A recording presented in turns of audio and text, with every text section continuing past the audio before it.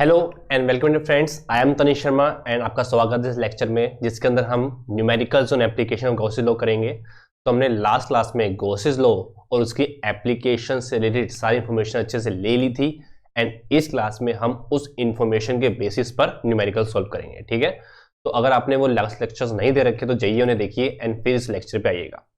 तो अपना आज का जो कंटेंट है स्टार्ट करते हैं। सबसे पहले है न्यूमेरिकल्स और एप्लीकेशन ऑफ गॉसेस लॉ। तो हम अच्छे से क्वेश्चन देखते हैं। जिसने वो लेक्चर से दे रखा है उसको बिल्कुल भी परेशानी नहीं आएगी इसके अंदर एंड वो धीरे धीरे जल्दी जल्दी अपने आंसर्स पे पहुंच जाएगा। तो देखते हैं क्या है। पहला क्वेश्चन है हमारे पास,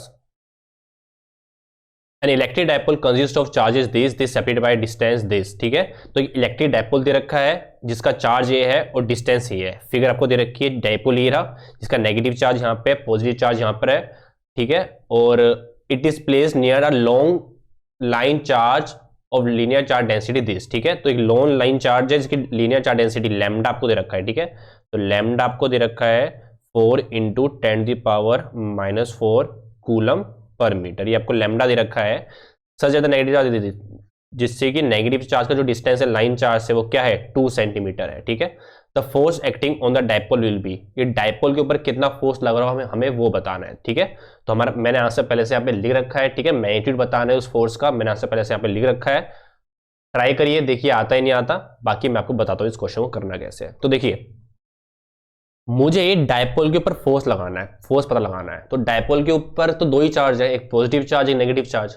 तो पहले मैं पॉजिटिव चार्ज के ऊपर फोर्स लगाऊंगा, देखूंगा कितना आ रहा है, नेगेटिव चार्ज के ऊपर देखूंगा कितना फोर्स आ रहा है और दोनों फोर्स को प्लस कर दूंगा और देख लूंगा कि नेट डायपोल पे कितना फोर्स है।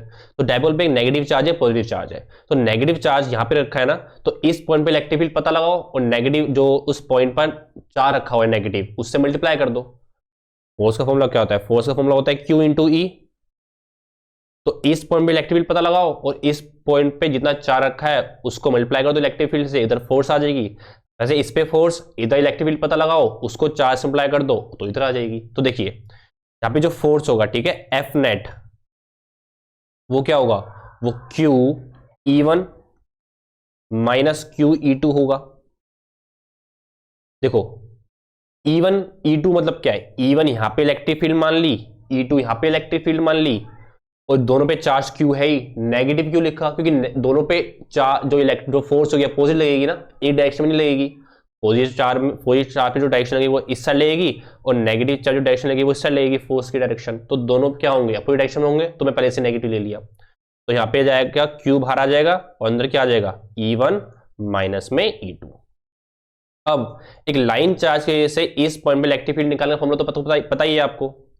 E का फॉर्मूला क्या होता है लाइन चार्ज की वजह से? 2K λ/r।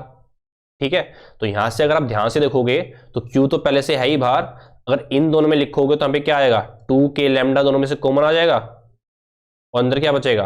1/r1 - 1/r2। अच्छा, Q क्या होगा आपका? Q है आपका 2 × 10⁻, क्या आएगा? -8 इंटू में क्या आएगा? 2 इंटू में K 9 × 10⁻9 इंटू में लैम्डा क्या रखा है आपको? लैम्डा रखा है आपको 4 × 10⁻, क्या है? -4 डिवाइड में कुछ अभी कर नहीं रखा। अच्छा, इस पूरे को मल्टीप्लाई करना है आपको। ठीक है, इस पूरे मल्टीप्लाई करना है किससे? 1/r1 इंटू में 1/r2 से। अच्छा, r1 r2 आपको सेंटीमीटर में दे रखे हैं। ठीक है, पहले r1 देख लेते हैं, r1 कितना होगा। ठीक है, r1 कितना होगा आपका? जो r डिस्टेंस है वो है आपका ये डिस्टेंस 2 सेंटीमीटर, तो ये होगा 2 × 10⁻² मीटर। अच्छा, r2 देखते हैं, r2 कितना होगा? r2 होगा 2 सेंटीमीटर प्लस में ये डिस्टेंस कितना है आपका? ये डिस्टेंस है आपका 2 मिलीमीटर, मतलब 2 + 0.2। ठीक है, इंटू में 10⁻²। ठीक है, कितना होगा? मतलब 2.2 × 10⁻² मीटर। यहाँ पे आ जाएगा 1/2 × 10⁻² माइनस 1/2 × 10⁻²। तो इन दोनों, इस पूरे को सॉल्व कर लोगे आप और इस पूरे को सॉल्व करने के बाद आंसर क्या आ जाएगा आपका? 0.7 न्यूटन आ जाएगा। ठीक है, तो अच्छे से सॉल्व करना, मैं यहाँ पे सॉल्व नहीं कर रहा हूं, ये आपका काम है। ठीक है, तो जो क्वेश्चन ऐसे इजी वाले होंगे मैं सिंपल आपको गिवन लिख के फॉर्मूला क्या लगेगा अच्छे से बता के उस पर जो इंपॉर्टेंट कॉन्सेप्ट है वो बता के आप तक कर दूंगा। इस सारे काम आपका है। आई होप आपको ये वाला क्वेश्चन समझ में आया होगा। चलिए ये वाला क्वेश्चन करते हैं। ठीक है, इस क्वेश्चन में देखिए क्या है, यहाँ पे देखिए, a charge particle having charge -2 into 10⁻⁻6। अगर चार्ज पार्टिकल है Q, इसका चार्ज रखा है आपको 2 इंटू 10⁻⁻6 कूलम, इस place close to a non conducting plate having charge density this. ठीक है, एक प्लेट है जिसकी चार्ज डेंसिटी आपको रखी है, सिग्मा दे रखी है 4 into 10⁻⁻6 coulomb per metre square, ये आपको दे रखा है। What will be the force on attraction between them, दोनों के बीच में फोर्स ऑफ अट्रैक्शन कितनी होगी। तो देखिए ये शीट जहां भी रखी है उसके पास वो चार्ज रखा है, तो जहां जिस पॉइंट पे वो चार्ज रखा है हम उस पॉइंट पे इलेक्ट्रिक फील्ड पता लगा लेंगे ड्यू टू दिस शीट। ठीक है, और हम फिर लगा देंगे फॉर्मूला, क्या लगा देंगे फॉर्मूला, Q इंटू में E। तो Q का Q रहेगा, ठीक है, E का फॉर्मूला क्या होगा, सिग्मा अपॉन में 2 एप्सिलॉन नॉट, और हम आंसर निकाल लेंगे। अच्छा Q कितना है हमारा, 2 इंटू 10⁻⁻6, वो माइनस का यूज करिए नहीं करिए एक ही बात है। ठीक है, फोर्स ऑफ अट्रैक्शन मतलब क्या है कि शीट पे जो चार्ज है वो पॉजिटिव है और चार्ज है नेगेटिव, तो दोनों में पॉजिटिव नेगेटिव में क्या होगा, अट्रैक्शन ही होगी। इसके सिंपल बात वो है, हमको तो मैग्नीट्यूड निकालना है।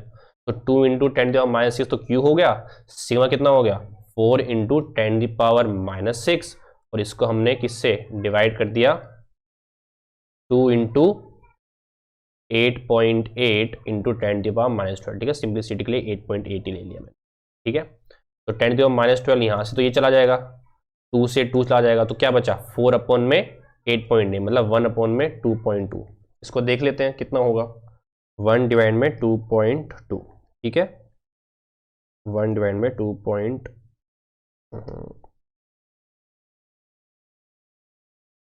ये आपका क्या 0.45, 0.45। ये इसमें फोर्स है तो न्यूटन में आएगा। तो देखते हैं कौन सा ऑप्शन है, option number B. Option number B लिखना बिल्कुल करेक्ट है। तो चलिए नेक्स्ट क्वेश्चन की तरफ चलते हैं। एक पार्टिकल, इसका मास ये दे रखा है, ठीक है, एक पार्टिकल है जिसका मास है आपका 9 इंटू 10⁻⁻5 ग्राम है, तो उसको हम केजी में चेंज कर लेते हैं 10⁻³ में करके, तो ये हो गया आपका केजी, मतलब क्या है क्या 9 इंटू 10⁻⁻8 केजी उसका क्या है मास है। हमेशा SI यूनिट के अंदर लिया करो सब कुछ। शीट दे रखी है इसकी सफेद चार्ज डेंसिटी दे रखी है आपको 5 into 10⁻⁻5 coulomb per metre square. ठीक है, चार्ज कितना हो उस चार्ज पार्टिकल पे जिसपे कि वो फॉल ना करे। ठीक है, तो सिंपल सी बात है, मतलब एक शीट है, ठीक है, एक शीट दे रखी है आपको,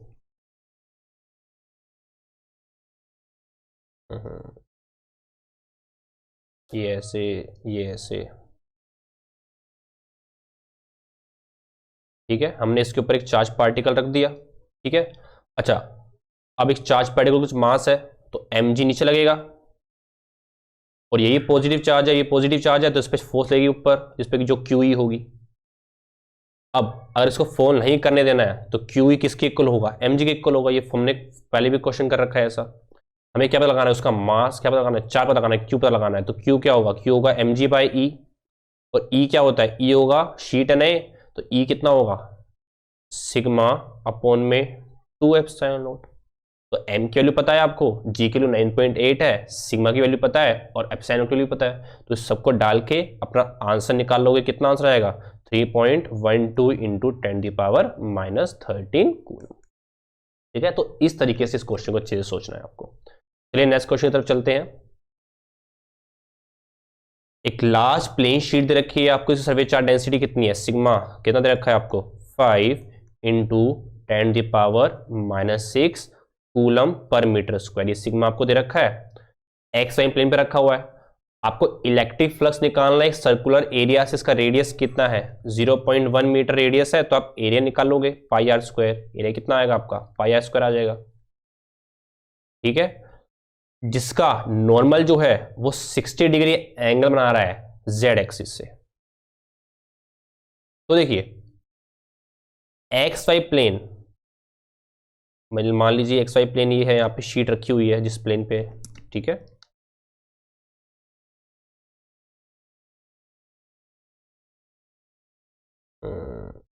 अच्छे से बनाते हैं। ये हो गया एक्स वाई प्लेन पे शीट रखी हुई है, ये मान लीजिए वाई, ये जेड एक्सिस है, ये आपकी एक्स एक्सिस है और ये आपकी वाई एक्सिस है। ये आपकी एक्स एक्सिस है, ये आपकी वाई एक्सिस है और ये आपकी जेड एक्सिस है। ठीक है, यहाँ पे शीट रखी हुई है, ऊपर सर्कुलर एरिया एक ये है। ठीक है, सर्कुलर एरिया की ये है ऐसे, जो 60 डिग्री एंगल बना रहा है किसके साथ, जेड एक्सिस के से। ये 60 डिग्री दे रखा है आपको। तो देखो इस शीट की वजह से इलेक्ट्रिक फील्ड इस डायरेक्शन में होगा, ऊपर इलेक्ट्रिक फील्ड डायरेक्शन ये होगी और डीएस की डायरेक्शन ये है, और आपको इस एरिया से इलेक्ट्रिक फ्लक्स निकालना है। तो फ्लक्स का फॉर्मूला क्या था, फ्लक्स का फॉर्मूला था E dot D S, E vector dot A vector मान लो। तो यहां पे ई ए कोस थीटा। ई कितना है, ई होगा सिग्मा अपॉन में 2 epsilon not area, area A तो ये है ही, इनटू में ए कैसे होगा, ए मतलब पाई आर स्क्वायर। ठीक है, किसका एरिया बता रहे हैं हम, इसके थ्रू निकालना ना, इसका पाई आर स्क्वायर इंटू में कोस थीटा, कोस 60 डिग्री कितना होता है 1/2। तो इस पूरे को आप सॉल्व करोगे और आपका आंसर आ जाएगा 4.4 इंटू 10⁻⁷ न्यूटन मीटर स्क्वायर पर कूलम। ठीक है, तो आई होप आपको अच्छे से समझ आया होगा, अच्छे से करिएगा। देखिए इस क्वेश्चन में चलते हैं। स्पेरिकल कंडक्टर, एक स्पेरिकल कंडक्टर है, इसका रेडियस कितना है 12 सेंटीमीटर। ठीक है, इसका कंडक्टर का है तो उसको कैपिटल आर लो, रेडियस है तो 12 इंटू 10⁻⁻2 मीटर। ठीक है, इस पे चार्ज कितना है आपको, पूरा क्यू दे रखा है आपको 1.6 इंटू 10⁻⁷। आपको ए पार्ट में उस पेयर के इनसाइड निकालना है, ई इनसाइड। तो अगर चार्ज शेल है तो ई इनसाइड कितना होगा, 0 होगा, हमने करा था डेरिवेशन में। ई आउटसाइड निकालना है, तो ई आउटसाइड निकालना है, तो E outside just outside the sphere, just outside मतलब है कि स्पेयर के जस्ट ऊपर। ठीक है, ई ऑन निकालना है मतलब आपको। ठीक है, ई ऑन वो क्या होगा के क्यू बाई आर स्क्वायर, ये सब गिवन है आपको, आर गिवन है, क्यू गिवन है। और सी पार्ट में 18 सेंटीमीटर दूरी पे निकालना है, तो आर स्मॉल आर की रखिए आपको 18 इंटू 10⁻⁻2 मीटर। और इसका फॉर्मूला क्या होता है ई का, ई आउट का फॉर्मूला क्या होता है, ई आउट का फॉर्मूला होता है आपका के क्यू अपॉन में स्मॉल आर स्क्वायर। अब तीनों निकालोगे और तीनों आपका आंसर इससे मैच हो जाएंगे। ठीक है, जरूर करिएगा, आई होप आपको अच्छे से समझ आया होगा। ठीक है, अब इस चैप्टर का हम बस ये लास्ट पार्ट बचा, ये लास्ट डेरिवेशन है, इसको करने के बाद ये चैप्टर हमारा कंप्लीट हो जाएगा। कंप्लीट का मतलब है कि जो भी थ्योरी पार्ट है जिन्हें आपको करवाना था मुझे इसके अंदर, सब कुछ कंप्लीट हो जाएगा। आगे इस सीरीज के अंदर और भी वीडियोस आएंगी, बट वो वीडियोस किससे रिलेटेड होंगी, कुछ अच्छे क्वेश्चन से रिलेटेड, कुछ न्यूमेरिकल से रिलेटेड, बट जो भी थ्योरी पार्ट था वो इस लेक्चर तक पूरा खत्म हो जाएगा। आई बात समझ। तो लास्ट डेरिवेशन जल्दी करते हैं। ठीक है, तो देखिए क्या लिखा है, एनचार्ज्ड रिंग, ये क्या आया था सीबीएसई के 2016 के पेपर में पूछा गया था, 2016 में पूछा गया था ये। An charged ring of radius R is placed in YZ plane with centre at all. तो मान लीजिए रिंग है, तो वाईजेड प्लेन पे रखिए, ये एक्स एक्सिस है, ये मान लीजिए वाई एक्सिस है, ये जेड एक्सिस है, वाईजेड प्लेन पे रखिए एक रिंग रखी है। ठीक है, जिसका रेडियस है आर। हमको इलेक्ट्रिक फील्ड पता लगाना है एक्स एक्सिस पर, एक्स एक्सिस पर किसी पॉइंट पे इलेक्ट्रिक फील्ड पता लगाना है। ठीक है, आए क्वेश्चन बाद में पढ़ेंगे, अभी तक इतना काम करते हैं हम। तो देखिए मैंने क्या कर रखा है, फिगर बना रखी है, एक रिंग है जिसका रेडियस आर है, इस पे चार्ज है क्यू की चार्ज रिंग है, और मुझे एक एक्स डिस्टेंस पे पी पॉइंट यहाँ पे ना, ओ पॉइंट, ए ओ पॉइंट सेंटर है, पी पॉइंट, इस पी पॉइंट पर जो एक्स डिस्टेंस की दूरी पे है सेंटर से, उस पर इलेक्ट्रिक फील्ड पता लगाना है ड्यू टू दिस रिंग। तो कैसे निकालेंगे, तो देखिए बिल्कुल सेम चीज है। हमने एक एलिमेंट लिया डीएल, जिसकी लेंथ है डीएल, चार्ज है डीक्यू, और इसके अपोजिट बिल्कुल वही ले लिया डीएल जिसपे चार्ज है डीक्यू डैश या डीक्यू मान लीजिए, बिल्कुल इसके अपोजिट लिया है। ठीक है, बिल्कुल इसके अपोजिट। तो इसके वजह से इस पॉइंट पर मान लीजिए डीई है इलेक्ट्रिक फील्ड, और इसकी वजह से इस पॉइंट पे क्या है, डीई डैश है। बिल्कुल सेम कॉन्सेप्ट, दो आप पॉइंट में तोड़ोगे, ये थीटा, ये थीटा, ये भी थीटा, ये भी थीटा, तो इसके इस अलोंग में क्या होगा, ये होगा डीई डैश साइन थीटा, और ये क्या होगा डीई साइन थीटा। दोनों इक्वल है, अपोजिट डायरेक्शन है, तो कट जाएंगे। तो इलेक्ट्रिक फील्ड इस पॉइंट पर सिर्फ किसके कंपोनेंट की वजह से होगी, ओनली कोस थीटा वाले कंपोनेंट की वजह से। किसकी वजह से होगी, ओनली कोस थीटा वाले कंपोनेंट की वजह से। तो पहले इस फिगर को अच्छे से आपको लैंग्वेज में लिखना है, फिर आपको टोटल इलेक्ट्रिक फील्ड, ठीक है, वो किसकी वजह से होगी, only due to cos theta component. ऐसे लिखना है आपको, डी कोस थीटा, मैंने बहुत बार कर रखा है। ठीक है, बहुत बार कर रखा है। नाउ डी कैसे निकालोगे, के क्यू बाय आर स्क्वायर, के डी क्यू अपॉन में आर स्क्वायर, आर ये वाला है, आर स्क्वायर इंटू में कोस थीटा, कोस थीटा क्या आएगा, ये अगर ट्राइंगल में कोस थीटा बताओ क्या होगा, एक्स अपॉन में आर, इंटीग्रेशन ओनली। अब देखो क्या करोगे आप, यहाँ पे ई आएगा आपका, के डी क्यू क्या होगा, लैम्डा इंटू में डी एल एक्स अपॉन में, यहाँ पे क्या आएगा, आर क्यूब हो जाएगा ये पूरा इंटीग्रेशन के अंदर। अच्छा,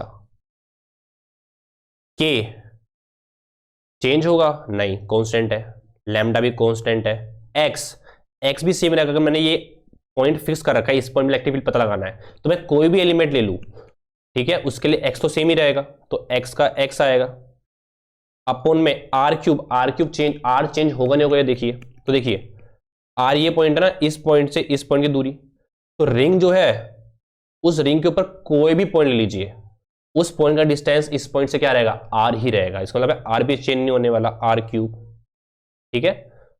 पहले के डेरिवेशन में आर चेंज हो रहा था, इसमें आर चेंज नहीं होगा, ध्यान रखिए, रिंग है, ठीक है। और यहाँ पे क्या आएगा, इंटीग्रेशन डीएल आ जाएगा सिर्फ, तो ये क्या हो जाएगा, 0 से लेकर 2 पाई कैपिटल आर तक। तो यहाँ पे ई क्या आ जाएगा, ई आ जाएगा आप के लैम्डा एक्स, आर क्यू डालोगे, आर की वैल्यू क्या होगी, x square plus r square की पावर 3/2, ठीक है, क्योंकि आर क्या होगा, आर होगा under root of x square plus r square. और डीएल यहाँ पे करो तो यहाँ पे क्या आ जाएगा, 2 पाई आर, ठीक है। और lambda into 2 pi r, lambda into 2 pi r, 2 pi r क्या है, सर्कमफेरेंस ऑफ रिंग, मतलब लेंथ ऑफ द रिंग, और लैम्डा इंटू लेंथ करोगे तो क्यू हो जाएगा वो।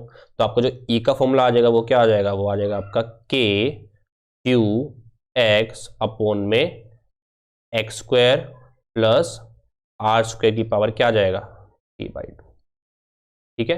तो आई होप आपको जो मैंने किया है पूरी डेरिवेशन समझ आई होगी। डायरेक्ट डेरिवेशन है तो डेरिवेशन कर दीजिएगा, इसके ऊपर क्वेश्चन आया तो क्वेश्चन भी कर दीजिएगा इस फॉर्मूले को लगा के। आइए बात समझ। अच्छा, इसके वही दो केसेस करते हैं। पहला केस क्या है, पहला केस वो होगा कि अगर हमारा जो x है वो बहुत बड़ा है, इससे बहुत बड़ा है r से, तो यहाँ पे क्या हो जाएगा, r0 हो जाएगा। तो e का फॉर्मूला क्या आ जाएगा, e का फॉर्मूला आ जाएगा आपका r क्या हो जाएगा, 0 हो जाएगा, तो e का फॉर्मूला आ जाएगा आपका k क्यू एक्स अपॉन में एक्स क्यूब, यहाँ से कटेगा तो e का फॉर्मूला आ जाएगा आपका के क्यू बाय एक्स स्क्वायर, क्या आ जाएगा आपका के क्यू बाय एक्स स्क्वायर। दूसरा केस क्या होगा, दूसरा केस होगा जब r बहुत बड़ा होगा, x बहुत छोटा होगा, मतलब हमने रिंग के बहुत पास, सेंटर के बहुत पास हमने वो चार रखा है, उस पॉइंट पे इलेक्ट्रिक फील्ड की वैल्यू पता लगा रहे हैं। तो ई का फॉर्मूला क्या आ जाएगा, अब यहाँ पे r0 हो जाएगा, ठीक है। देखो यहाँ पे क्या हो जाएगा, यहाँ पे क्या हो जाएगा एक्स स्क्वायर, यहाँ पे क्या हो जाएगा, यहाँ पे हो जाएगा हमारा एक्स स्क्वायर 0 हो जाएगा, ठीक है। एक्स स्क्वायर क्या हो जाएगा, टेंस टू 0, यहाँ पे एक्स स्क्वायर टेंस टू 0 डालोगे तो क्या पे आएगा, के क्यू एक्स अपॉन में आर क्यूब। आप बोलोगे सर एक्स को 0 क्यों नहीं किया, अगर वो बहुत छोटा है तो नहीं, देखो एक्स को 0 कर दो तो इलेक्ट्रिक फील्ड पूरी 0 ही हो जाएगी, ठीक है, पर इलेक्ट्रिक फील्ड कुछ ना कुछ तो होगी ना। तो ऐसे केस में हमेशा एक्स स्क्वायर या एक्स क्यूब, जो क्यूब या स्क्वायर वाली क्वांटिटीज होती है ना, इनको हमेशा 0 किया जाता है, इसलिए हमने यहाँ पे एक्स को 0 नहीं किया, क्योंकि फिर इलेक्ट्रिक फील्ड 0 आ जाती है हमारी, ठीक है। तो जब r बहुत बड़ा होगा और x बहुत छोटा होगा तब ये वाला फॉर्मूला लगेगा, और ये कब होगा, जब हमने रिंग के बहुत सेंटर के बहुत पास इलेक्ट्रिक फील्ड पता लगाना हो। तो ये तो था इलेक्ट्रिक फील्ड किसी भी x डिस्टेंस की दूरी पता लगाने के लिए। आगे बढ़ते हैं, if a negative charge q is placed very close to the centre, मान लीजिए सेंटर के बिल्कुल जस्ट पास हमने नेगेटिव चार्ज रख दिया और उसको स्लाइटली डिस्प्लेस किया, थोड़ा सा आगे पीछे डिस्प्लेस किया, तो बताइए कि वो जो चार्ज पार्टिकल है वो क्या करेगा, एसएचएम करेगा। एसएचएम मतलब ऐसे ऐसे सिंपल हार्मोनिक मोशन करेगा, क्लास 11 में पढ़ा होगा आपने, नहीं पढ़ा हो तो कोई दिक्कत नहीं है, ज्यादा यूज नहीं है उसका। यहाँ पे find the time period of oscillation, वो किस टाइम पीरियड से ऑक्सीलेट कर रहा होगा वो बताइए। तो सिंपल डायरेक्ट क्वेश्चन है, कुछ नहीं करना आपको याद रखना है, ये क्वेश्चन हो गया। अब वो चार्ज पार्टिकल जो फोर्स लगेगी वो क्या लगेगी, क्यू इंटू ई लगेगी, पर चार्ज पार्टिकल नेगेटिव है तो माइनस क्यू ही हो जाएगा, तो माइनस क्यू इंटू में, और इलेक्ट्रिक फील्ड हमने बहुत पास रखा है ना उस पॉइंट को, तो उस जो पास होगा जो पॉइंट सेंटर के, उस पे इलेक्ट्रिक फील्ड इतनी है, यहाँ पे क्या आ जाएगा, के क्यू एक्स अपॉन में आर क्यूब। अगर मैं ये वाला आ जाएगा। अच्छा, अब एफ इक्वल टू माइनस के क्यू क्यू अपॉन में आर क्यूब इंटू में एक्स। कोई भी पार्टिकल सिंपल हार्मोनिक मोशन करेगा, वो कैसे पता लगाएंगे? अगर उसके ऊपर जो फोर्स लग रही होगी ना वो कुछ इस टाइप की हो, एफ इक्वल टू माइनस के एस टाइप की। और यहाँ पे देखिए, अगर मैं इसको के मान लूँ, ठीक है, इसको मैं क्या मान लूँ, मैं के मान लूँ, तो एफ इक्वल टू माइनस के एक्स, कुछ इस तरीके की फॉर्म बन रही है। आपने अगर एसएचएम पढ़ा होगा थोड़ा बहुत तो यही होगी, एफ इक्वल टू माइनस के एक्स, ठीक है। तो यहाँ पे के हो जाएगा, और जो टाइम पीरियड अगर ऐसा है तो ये एसएचएम करेगा, उसका जो टाइम पीरियड क्या होगा, टाइम पीरियड होगा आपका 2 पाई अंडर रूट में m बाई के, और मैं के के लिए पता लगा ही लिया, 2 पाई अंडर रूट में m अपॉन में के क्या होगी, क्या होगा ये के क्यू क्यू इंटू में आर क्यू। तो ये आपका टाइम पीरियड आ गया, ठीक है। तो डायरेक्ट क्वेश्चन आता है, अच्छे से डेरिवेशन एक बार देखोगे, अच्छे से लिखोगे 2-3 बार, तो आपको अच्छे से सब कुछ समझ आ जाएगा, ठीक है। तो देखिए, आज हमारा चैप्टर 1 पूरा कंप्लीट हो चुका है, थ्योरी वाइज और न्यूमेरिकल जो भी करने थे हमने सब कुछ कर लिए हैं। इस सीरीज के अंदर आगे भी लेक्चर्स आएंगे, बट वो एक्स्ट्रा कुछ होगा, ठीक है, मतलब कि कुछ न्यूमेरिकल्स एक्स्ट्रा, कुछ इंपॉर्टेंट क्वेश्चंस इस टाइप के आएंगे, बट थ्योरी वाइज हमने सब कुछ कवर कर लिया है, ठीक है। तो मैं बहुत खुश हूं आज ये बताते कि चैप्टर 1 हमारा पूरा कंप्लीट हो चुका है, एंड हम नेक्स्ट जो लेक्चर होगा अब चैप्टर नंबर 2 पे आएगा, ठीक है। तो आई होप आपको ये सारी सीरीज अच्छे से समझ आई होगी। सारे बच्चे इस एंड पॉइंट तक नहीं पहुंचते हैं, कुछ कुछ जोश में शुरू करते हैं लेक्चर 1 से, बट ये लास्ट तक नहीं पहुंच पाते हैं, बट अगर आप पहुंचे तो बहुत अच्छी बात है ये वाली। बाकी मिलते हैं आपको अगले लेक्चर्स में, तब के लिए थैंक यू एंड बाय।